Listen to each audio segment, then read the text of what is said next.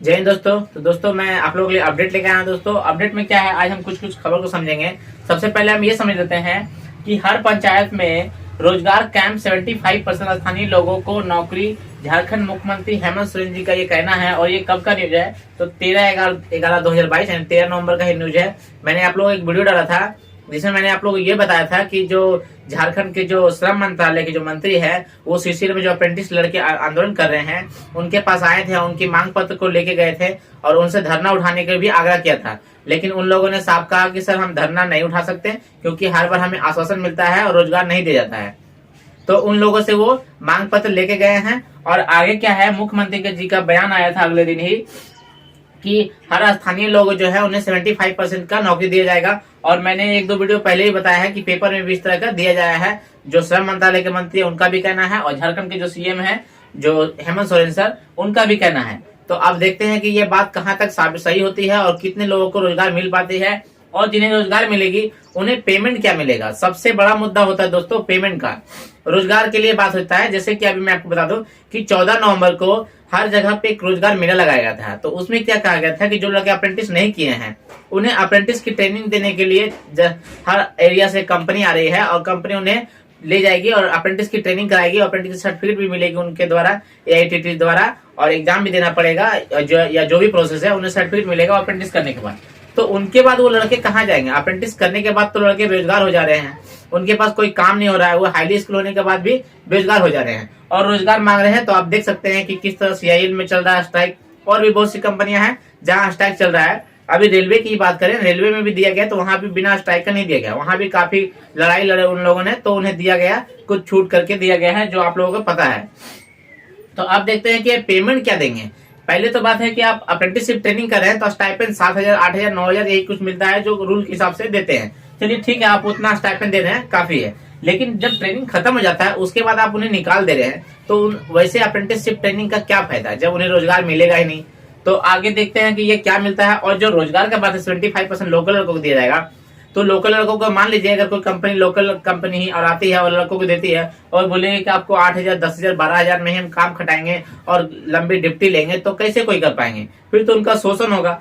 हमें सरकार के ये सोचना चाहिए कि आप हमें लोकल में रोजगार दे रहे हैं, ठीक है, रोजगार उपलब्ध कराएंगे, ठीक है, लेकिन साथ ही साथ आप HPC रेट का भी बात करें, क्योंकि जो आप रेट दे रहे हैं ठेकेदार को, आप रेट देते हैं HPC रेट जो हाईली स्किल का लगभग 1100 से भी ऊपर है, लेकिन वो ठेकेदार क्या देते हैं 300, 400, 200, 250 इस तरह से जो लड़के उन्हें पेमेंट देंगे। तो फिर ऐसा रोजगार का क्या फायदा अगर उन्हें पेमेंट नहीं मिलेगा सही से, उनके पेमेंट को काट लिया जाएगा, शोषण किया जाएगा। एक तो आप रोजगार दे नहीं रही हैं और रोजगार देंगे भी तो आप उन्हें पता चलेगा कि एक तरफ आगे कुआं और पीछे खाई का हाल हो जाएगा। उन्हें रोजगार करने के बाद भी उन्हें घर का खर्च नहीं चलेगा, तो आप उसको हटा नहीं रहे हैं। तो सबसे पहले सरकार को ये सोचना चाहिए कि हम HPC रेट की बात करें और जो रोजगार देंगे वो HPC रेट पे देना चाहिए जो गवर्नमेंट रूल है।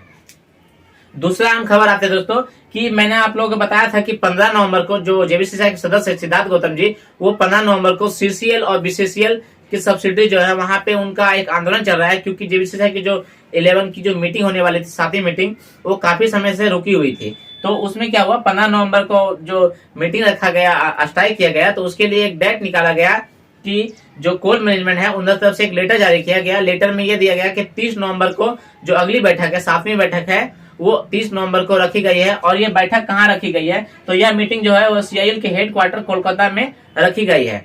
यानी जो भी इसमें जिन्हें भी जाना है, जो जिनका नाम है मैं अभी आपको बताऊंगा, तो जिनका नाम है वो लोग कहाँ जाएंगे, कोलकाता हेडक्वार्टर जाएंगे। कितना बजे, तो सुबह 11 बजे का टाइम दिया है। देखिए यह नोटिस 15 नवंबर 2022 को जारी किया गया है। JBCCI के सदस्य सिद्धार्थ गौतम जी ने 15 नवंबर को जो विरोध प्रदर्शन किया उसके एवज में यह नोटिस जारी किया गया कि इसका मीटिंग जो है वो 30 नवंबर को रखा गया है। और कहाँ रखा गया है, तो कोल इंडिया के जो हेडक्वार्टर है कोलकाता में, वहां पे रखा गया है। अब है कि इस मीटिंग में कौन कौन से लोग प्रेसिडेंट होंगे, वहां पे उपस्थिति होंगे, अपनी उपस्थिति दिखाएंगे और किन्हें किन्हें इनकी लिपियां दी गई है। तो आप देखें कि इसका आप नाम देख सकते हैं कि जिनका वितरण 26 लोगों के नाम है एवं प्रतिलिपि में 14 लोगों के नाम है। तो आप देखें कि आपकी स्क्रीन पे आया है 26 लोगों का ये नाम है और ये लेटर जारी हुआ है, जो मैं लेटर आपको दिखा रहा हूँ। ये 15 नवंबर को जारी किया गया है CIL की तरफ से। इसमें देखिए आप 26 कुल नाम है जिन्हें दिया गया है और प्रतिलिपियां भी आप देख सकते हैं। सेकंड पेज जो हमारा है उसमें प्रतिलिपियां दिया जा रहा है। इसमें 14 लोगों के भी नाम है, किन्हें किन्हें दिया जा रहा है। ये आप चाहें तो वीडियो को पॉज करके सबके नाम पढ़ सकते हैं।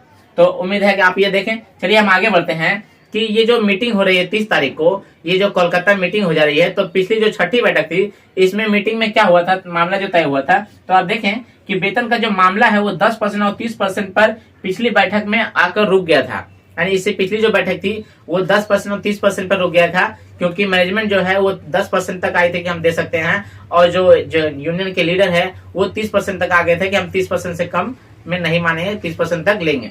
तो इतने पे बात रुक गई थी, और उसके बाद अगली मीटिंग आजकल होकर हमेशा टाल मटोल हो रही थी, और ये मीटिंग का डेट नहीं दिया जा रहा था, जिस एवज में 15 नवंबर को स्ट्राइक किया गया था। और इस स्ट्राइक का एक सब कहे तो निर्णय भी आया है और मीटिंग को रखा भी गया है। अब देखते हैं कि अगली जो मीटिंग है 30 नवंबर को, उसमें क्या वेतन का मामला सामने आता है। उम्मीद यही जताई जा रही है कि इस बार जो भी होगा फैसला निश्चय हो जाएगा, क्योंकि बार बार मीटिंग हो रही है और समय पे समय जा रहा है।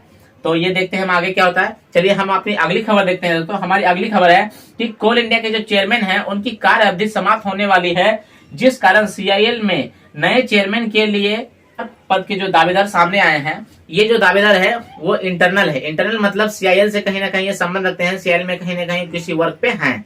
अभी इसमें बाहरी जो दावेदार है वो भी आ सकते हैं। बाहरी दावेदार भी बहुत से IAS ऑफिसर भी होते हैं जो आ सकते हैं, तो उनका तो लिस्ट नहीं आया है, लेकिन जो अंदरूनी दावेदार है इनका नाम एक मेरे सामने आया है।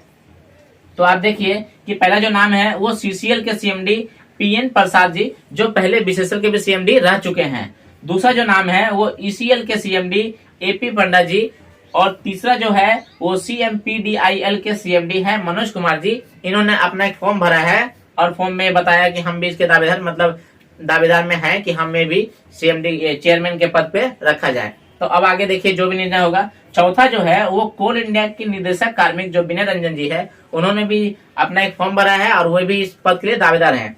अब देखिए कि इसमें क्या होता है, क्योंकि जो कोलकाता के जो चेयरमैन है अभी प्रमोद अग्रवाल जी, उनकी जो कार्य अवधि है वो 1 जुलाई 2023 को प्रमोद अग्रवाल जी जो है वो सेना विहित हो रहे हैं, मतलब कार्य से उनका कार्य जो अवधि है, जो समय है वो समाप्त होने वाली है। तो अगले जो चेयरमैन बनेंगे इन सब में से कोई बन सकते हैं, या फिर हो सकता है कोई बाहरी ऑफिसर, जैसे IPS ऑफिसर भी बहुत से होते हैं वो भी बनते हैं। तो ये देखा जाएगा, इनका चयन किया जाएगा। उम्मीद है कि 1-2-3 महीने में इनका भी सामने आ जाएगा कि कौन चेयरमैन बनेंगे। और क्या हो सकता है कि जैसे अभी प्रमोद अग्रवाल जी है, इतने जगह जो अप्रेंटिस का आंदोलन चल रहा है उनमें उनका कोई भी रिस्पॉन्स नहीं आ रहा है। अभी आप लोगों ने देखा कि एसोसिएशन में जो आंदोलन चला, वहां के जो CMD है उन्होंने भेजा था प्रमोद अग्रवाल जी के पास एक लेटर कि आप इन्हें 10% को जो ठेकेदार है उनमें एक नियम बना दीजिए और 10% दीजिए, लेकिन उसमें भी उन्होंने हस्ताक्षर नहीं किया और बात को रोक दिया गया। इसीलिए एसोसिएशन से कोई न्यूज नहीं आ रही है। तो अब देखिए कि प्रमोद अग्रवाल जी अगर चेंज होते हैं तो जो नए जो भी आ रहे हैं हमारे चेयरमैन पद पे जो बैठेंगे, क्या वो अप्रेंटिस के बारे में कुछ सोचेंगे या ना सोचेंगे, ये तो फ्यूचर की बात है, जो भी आएगा। फिर भी दोस्तों आप लोग ये उम्मीद देखे, न्यूज जो अपडेट आता रहता है मैं आप लोगों को देता रहता हूँ। और बहुत से लड़के ऐसे हैं जो रोजगार मेला में गए, लेकिन और कुछ लड़के नहीं भी जा पाए। तो आपको रोजगार मेला की जानकारी कहाँ से मिलेगी? तो आप जिस पोर्टल से अप्रेंटिसशिप की ट्रेनिंग करते हैं उस पोर्टल पे आप देखेंगे कि लेफ्ट साइड में ऊपर में एक लिखा रहेगा अप्रेंटिसशिप मेला। आप जैसे ही उसे टच करेंगे तो आपके सामने इंडिया का एक मैप सामने होगा और एक सर्च ऑप्शन भी है। आप चाहे तो मैप में अपने स्टेट को टच करके आ सकते हैं या फिर सर्च ऑप्शन में भी स्टेट को टच कर सकते हैं। जैसे ही आप अपने स्टेट को टच करेंगे या सर्च ऑप्शन में लिखेंगे तो आपके स्टेट में फिर जो डिस्ट है, जिस डिस्ट में आए हैं उन डिस्ट का नाम आ जाएगा, सामने लिस्ट आ जाएगा। आप उस डिस्ट का नाम वहां पे टच करेंगे, जैसे आप जिस भी डिस्ट में है उस डिस्ट का नाम टच करेंगे या फिर वहां लिखेंगे तो उसमें आ जाएगा कि उनका जो रोजगार मेला है वो कहाँ पे है, किसकी डेट में है, क्या कब है और कौन कौन सी कंपनियां आ रही है। कंपनियां का जो अपडेट होता है वो लगभग 1-2 दिन पहले मिलता है। बाकी ऐसे रोजगार मेले का नोटिफिकेशन देता है, लेकिन कंपनी जो अपडेट है वो 1-2 दिन पहले देता है। अभी भी आप पोर्टल पे चाहें तो जाके देख सकते हैं कि जो धनबाद में जो अप्रेंटिसशिप मेला हुआ था इसमें लगभग 4 कंपनियां आई थी, जिसमें लगभग 850 वैकेंसी थी। अब उसमें बहुत से लड़के गए हैं, बहुत से लड़कों का ये कहना है कि हम रोजगार के लिए गए थे, हम तो अप्रेंटिसशिप कर लिए हैं और रोजगार के लिए गए थे, लेकिन वहाँ कोई ऑप्शन नहीं मिला और रोजगार दे भी रहे हैं तो कंपनियों का पेमेंट सही नहीं है, इसलिए रोजगार में शामिल नहीं हो पाए। तो जो लड़के बेरोजगार हैं, जो भी है, उन्हें रोजगार नहीं मिल रहा है। और जो लड़के ITI कर चुके हैं उन्हें अप्रेंटिसशिप द्वारा किया जा रहा है, या फिर बहुत से पद पे जैसे 12 ग्रेजुएशन और भी पद के लिए अप्रेंटिसशिप का आयोजन किया जा रहा है। तो जगह जगह पे लड़के जा रहे हैं, लेकिन बात है कि उन्हें 6-7 हजार स्टाइपेंड, 8 हजार स्टाइपेंड में क्या होगा। और 1 साल के बाद तो आप उससे भी निकाल दे रहे हैं, उसके बाद भी उन्हें पास जॉब नहीं है, तो फिर ऐसे अप्रेंटिसशिप का क्या फायदा है। इसलिए लड़के लोग विरोध कर रहे हैं और जगह जगह स्ट्राइक चल रहा है। आगे दोस्तों जो भी अपडेट रहेगा मैं आपको देते रहूंगा, इसलिए आप चैनल को सब्सक्राइब करें और वीडियो को शेयर करें, क्योंकि वीडियो जितना शेयर होगा उतना ही अप्रेंटिस एकता मजबूत होगा, और जितना ही अप्रेंटिस एकता मजबूत रहेगा आपकी बातों को उतना ही जोरदार तरीके से उठाएगा। तो आप लोग चैनल को सब्सक्राइब करें, वीडियो को शेयर करें, और इसी तरह की अपडेट के लिए मेरे चैनल पे बने रहें। मैं आपको इसी तरह का अपडेट, जो भी अपडेट रहेगा मैं आपको देता रहूंगा। बाकी अगर आपको किन्हीं और भी, चाहे किसी भी मुद्दे पे चाहिए या वीडियो चाहिए या कोई और मुद्दा है जो आप चाहते हैं कि मैं उठाऊं, तो आप कमेंट बॉक्स में दे सकते हैं। मैं आपको अपना नंबर दूंगा, आप उससे मुझे व्हाट्सएप करके अपनी डिटेल्स जानकारी दे सकते हैं। मैं आपका भी मुद्दा कोशिश करूंगा, अगर उठाने लायक हो तो जरूर उठाऊंगा। तो चलिए दोस्तों, उम्मीद है आपको वीडियो पसंद आया हो। हम मिलते हैं इसी के साथ नई वीडियो में, तब तक के लिए जय हिंद जय भारत।